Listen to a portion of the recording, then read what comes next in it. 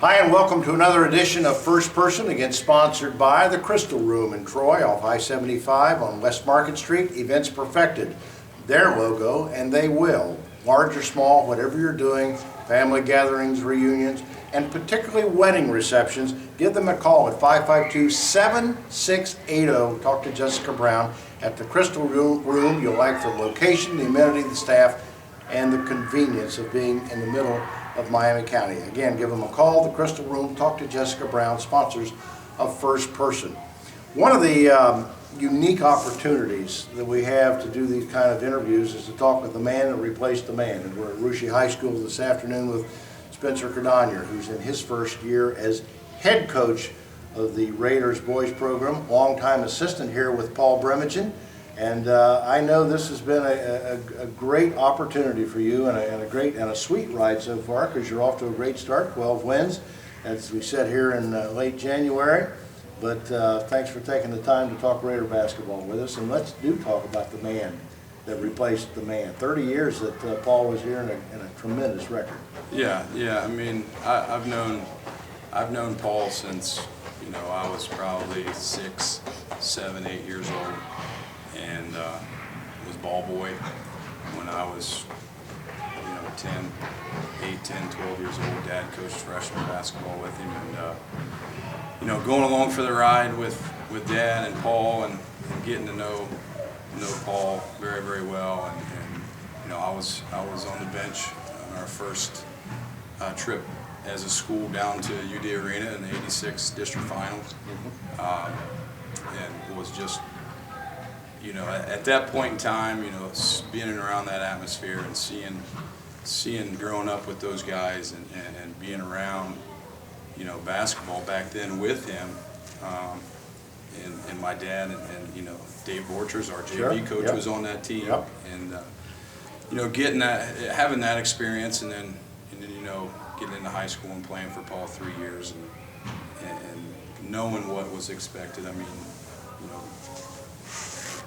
any player knew what was expected of them, and if you didn't play hard all the time, you didn't play. You weren't going to play. And that's carried on. That carried on through the years, from the late '80s all the way through the '90s and the 2000s. And it starts. These kids know at a young age. The parents do a great job of instilling that hard work in them. And it's not only from basketball. It teaches them a life lesson. Yeah. You got to go. And our kids, when they leave here, our kids are those kids typically go on to good things. Yeah, they've been very successful. Almost every person we've talked to, Spence, has talked about, in terms of the man that replaces the man, there's always a pressure. As you say, there's an expectation, because he doesn't get to be the man by losing 500 games. You get to be the man by winning 500 games. You live in the town here with a lot of Borchers and Francis and Yorks and Klymans and people like that, with that winning tradition and that expectation. You feel any pressure growing up here? Well, replacing him, was, there was a lot on my shoulders. Not too many people wanted to be that guy.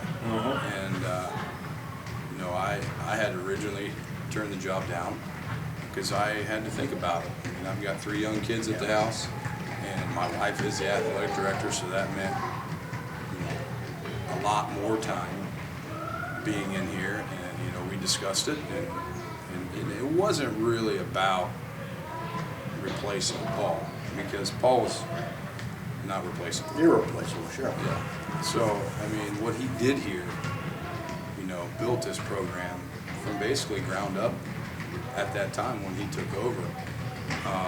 So, there was some pressure, because, he's won so many games, year after year after year, and the kids just, they compete at the highest level, and you never had to worry about guys not playing hard. Yeah. So that's what he, mainly instilled in him, and to come in and replace him, there was a bit of pressure to win basketball games. I mean, I'm not going to sugarcoat it. I mean, that's why we're here. That's why our stands are full. every night. And the other thing is, too, you got to win against the likes of people like Scott Elker, John Welby, Corey Britton doing a great job now over at Coach Meyer up at Watkins, and Corey over at Fort Warner. So, yeah, there is some expectation and there is some pressure with that. And yet, everybody who comes to a job like this wants to bring his own twist. Characterization of Russia basketball over the years: you play hard, you play pressing defense, you get good guard play, you attack on offense, you get a lot of transition baskets. What have you added to that? I really haven't had to change a whole lot. I mean, these kids have been doing this same stuff since 7th grade. That's what they know.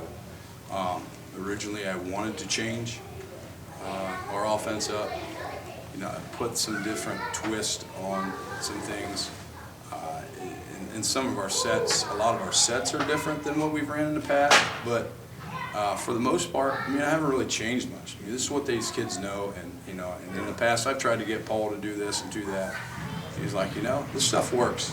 We get shots, it works. I don't really care what people want to see. This is what I know. This is what works, and so far, it's worked for us too. You've won here with big kids. You've won here with small kids. You've won with slow kids. You've won with kids that could run, that were athletic.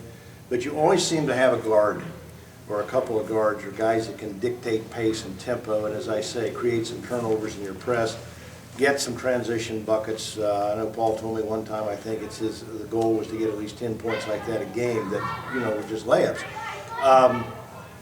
Tell me a little bit about the makeup of your team now, because you've had some graduation. That's part of high school basketball over the last couple of years. Paul left last spring, went to Troy. Tell me a little bit about the makeup of your team and how you characterize this year's group. This year we really don't have one guy that is going to put 18, 19 again. Yeah. He's going to give us 18 or 19. Every night out, it's been someone different. To start off the season, Josh York started off extremely fast. He had 29 and 15 the first weekend. So, we struggled in our scrimmages too. So I was kind of worried about that. But, he got us going, and after 3 or 4 games, we started shooting the ball better. We didn't shoot very well early in the season. Dylan Cordonnier, Jonah Counts, Connor Mon, and with the addition of bringing Jack Daypor up after 3 or 4 games, it give us, as soon as we started to shoot the ball from the outside better, it give us a lift to where we could go inside out a lot more. Cole Tebby is not extremely big. He's not extremely gifted, but he works harder than anybody we've got. I know that when he's out on the floor, he's probably going to be the hardest worker out on the floor on both teams. And Jonah Counts is coming off the bench. He was a starter earlier in the season. In the last 3 games, he's given us, he's averaged about 12 points. Josh didn't score last Saturday against Triad, and they played mainly 5 guards all night. Jonah and Cole and Dylan picked up the slack, and it's a funny group. They really don't care who scores. They don't care who gets the rebound. Just make sure we get it. And they don't care about stats. All they care about is winning, and that's what it boils down to. That lends to the culture of basketball that you have here, and I write about this all the time, whether it be whatever the sport is, football, basketball, baseball, it doesn't matter. You don't play football here. This means so much. Basketball in Russia, that tradition goes back so far, and a lot of that credit goes to Paul Brimson.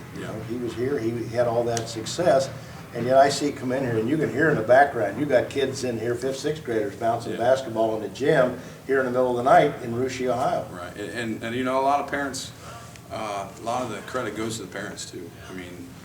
We drop down into the 3rd, 4th, 5th, 6th grade levels, and we get them going. We're all the way down to the 3rd grade now practicing. It's not 2-3 times a week, but they're in here. The 3rd and the 4th grader are in here 1 night a week.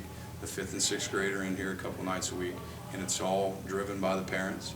They take care of it. They do their own scheduling of games. Just making baskets. Yeah, and they're in here coaching them up, and and getting them to work hard and teaching them the fundamentals, and that's what it's all about at that age. Talking with Spence Cordonnier, the head boys basketball coach here at Russia, you got a tough sled now the next 2 or 3 weeks as you get through the second round of Shelby County League play, and then, believe it or not, tournament ball.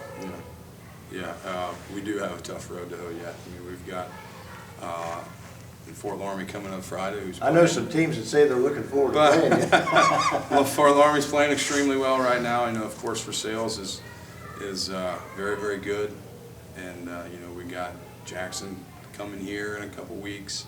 We've got to go to Houston, to Botkins, and Marion Local yet. Yeah. So we've got a tough road to hoe yet. You know, one of the things I wanted to finish with before we get done is you're sitting here describing your program, but one of the things that makes Shelby County League basketball so unique, so special is there isn't anybody in this league that's that much different from you. You all have the same type of kids, almost the same pedigree. A lot of them are related, of course, because it's Shelby County.